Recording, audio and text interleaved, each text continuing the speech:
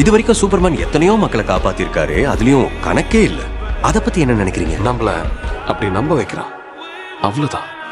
இப்ப நம்ம எல்லாருக்கும் நல்லது பண்ற மாதிரி நடிச்சு நம்ப வச்சு நேரம் பார்த்து நம்மள கண்ட்ரோல் பண்ணிடுவான். நான் அத நடக்க விட மாட்டேன்.